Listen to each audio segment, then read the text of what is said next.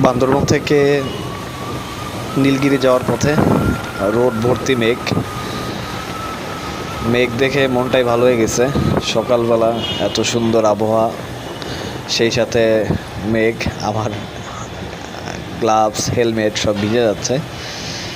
তো আমি কিন্তু মেঘের ভিতর দিয়ে চালাচ্ছি, মনে হচ্ছে এরকম।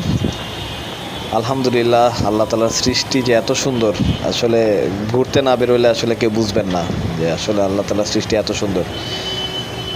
আমার সামনে একটা সিএনজি বা টেম্পু বলতে পারেন, পাহাড়ের রোড দিয়ে চলতেছে। সেই সাথে চাইলে এটার ওভারটেক করা যায়, কিন্তু আসলে ওভারটেক করে কী হবে, পাহাড়ের সৌন্দর্য দেখতে দেখতে যাচ্ছি আর কি। আমার মনে হচ্ছে সামনে আরও বেশি মেঘ। পাহাড়ে চড়ার সবচেয়ে বড় প্রস্তুতি হচ্ছে হৃদয়কে হালকা রাখা, যেটা অবশ্যই হালকা হয়ে যাবে, কারণ হচ্ছে এত সুন্দর প্রকৃতি দেখলে হৃদয় এমনি হালকা হয়ে যায়।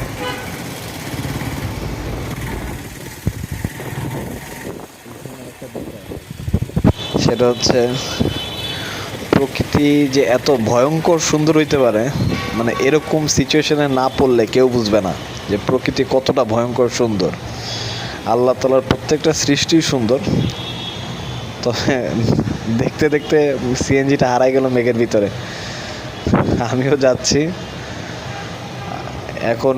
উদ্দেশ্য হচ্ছে নীলগিরিতে যাওয়া। ওইখানে যে একটা ব্রেক নিব, ব্রেক নেওয়ার পরে বাদ বাকিটা হয়তো ওইখানে খাওয়া দাওয়া করবো, নীলগিরি পাহাড়টা দেখব। দেখার পরে ওইখান থেকে নেক্সট গন্তব্য কোথায়, আমাদের সাথে যে স্কোয়াড আছে, স্কোয়াডের ওনারাই ঠিক করবে যে কোন দিকে যাব আমরা।